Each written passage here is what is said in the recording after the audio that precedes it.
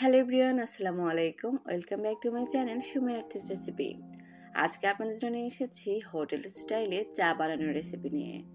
চা তো কম বেশি সবাই খুব পছন্দ করে, তবে বাসার চায়ের চেয়ে হোটেলের চা সবার কাছে একদম আলাদা মনে হয়, কারণ এর টেস্ট ফ্লেভার একদমই ভিন্ন। তাহলে চলুন শুরু করা যাক হোটেল স্টাইলে স্পেশাল সিক্রেট সেই রেসিপিটা, স্পেশাল চা। চা বানানোর প্রথম সিক্রেটটাতে চলে আসি। এখানে আমি কিছু বিস্কিট নিয়ে নিয়েছি। এনার্জি যে বিস্কুটটা পাওয়া যায় সেই বিস্কুটটা আমি নিয়ে নিয়েছি। এর ফ্লেভারটা অনেক স্ট্রং এবং খেতে অনেক ভালো লাগে। এখানে আমি প্রায় 1 কাপ পরিমাণ পানি দিয়ে এগুলোকে ভালোভাবে মিশিয়ে নিব। তবে চেষ্টা করবেন আপনারা এখানে অবশ্যই এনার্জি বিস্কুটটা ব্যবহার করার। এখন পানি দিয়ে খুব ভালোভাবে এগুলোকে আমি মিশিয়ে নিচ্ছি। খুব অবাক হচ্ছেন না? এখানে কেন বিস্কিটটা আমি এভাবে মিশিয়ে নিয়েছি? একটু পরপর সবগুলো ধাপে ধাপে আপনারা বুঝে যাবেন। এখন সেকেন্ড সিক্রেটটা তা দেখিয়ে দিচ্ছি। এখানে একটা ডিমের কুসুম আমি নিয়ে নিয়েছি। সাদা অংশটা অবশ্যই বাদ দিয়ে দিতে হবে। শুধুমাত্র ডিমের যে কুসুমটা তা নিতে হবে। অনেকেই হয়তো ভাবছেন চায়ের সাথে ডিম এটা কেমন লাগবে। আপনারা একবার বানিয়ে দেখুন, বুঝবেন এর টেস্ট সত্যি হোটেলের চায়ের মতো। এখানে আমি 3 কাপ তরল দুধ নিয়ে নিয়েছি এবং সাথে দিয়ে দিচ্ছি যে ডিমের কুসুমটা। 3 কাপ দুধ আমি আগে থেকে জাল করে ঠান্ডা করে নিয়েছি। এরপর ডিমের কুসুমটা আমি দিয়ে দিয়েছি। এখন একটি ছাঁকনির সাহায্যে যে বিস্কুটের গুঁড়োটা আমি মিশিয়ে নিয়েছিলাম সেই বিস্কুটের গুঁড়োটার পানি আমি দিয়ে দিচ্ছি। এভাবে ছাঁকনির সাহায্যে এটাকে ছেঁকে নেবেন। আস্তে আস্তে দেখবেন সবগুলো মিশিয়ে দুধের মধ্যে চলে এসেছে। আমি এখানে 3 কাপ তরল দুধের সাথে কিন্তু 2 টেবিল চামচ গুঁড়ো দুধও দিয়ে দিয়েছি। তাহলে এর টেস্ট আরো ভালো লাগে।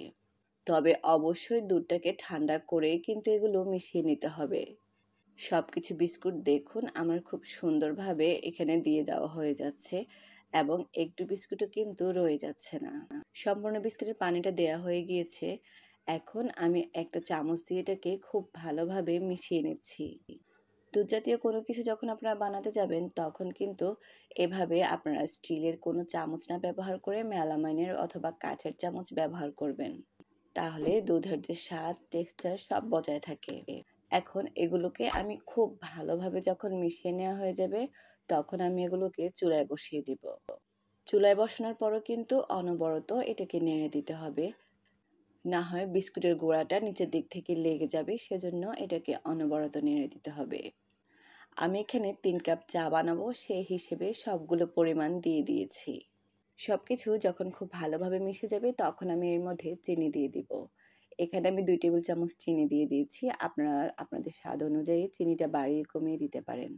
চুলায় বসিয়ে দিয়ে আমি এগুলোকে এখন অনবরত নাড়তে থাকবো যতক্ষণ না পর্যন্ত এটা একটু ফুটে ওঠে। একটা জিনিস খেয়াল করবেন, যতক্ষণ না পর্যন্ত আপনার দুধটা ফুটে উঠবে এর আগে আপনি কখনো চায়ের পাতা দিবেন না, তাহলে চায়ের পাতার কালারটা ভালোভাবে আসবে না। দুটো যখন ফুটে উঠেছে তখন আমি এর মধ্যে দিয়ে দিচ্ছি 3 টেবিল চামচ পরিমাণ চা পাতা। চা পাতাটা দেওয়ার পর আমি অনবরত এটাকে আবার নাড়তে থাকবো। আপনারা যখন দেখবেন এটা খুব বেশি ঘন মনে হচ্ছে সেক্ষেত্রে আপনারা আগে থেকে জাল করা কিছু দুধও অ্যাড করে দিতে পারেন। কে কতটুকু ঘন চাচ্ছেন অথবা পাতলা চাচ্ছেন সম্পূর্ণ এটা আপনাদের টেস্টের উপর নির্ভর করে। যখন দেখবেন চায়ের খুব সুন্দর একটা কালার চলে আসবে তখন আপনারা বুঝবেন আপনার চাটা একদম পারফেক্ট হয়েছে। আমার চায়ের কালার দেখে নিশ্চয়ই বুঝতে পারছেন এটা একদম রেডি হয়ে গিয়েছে।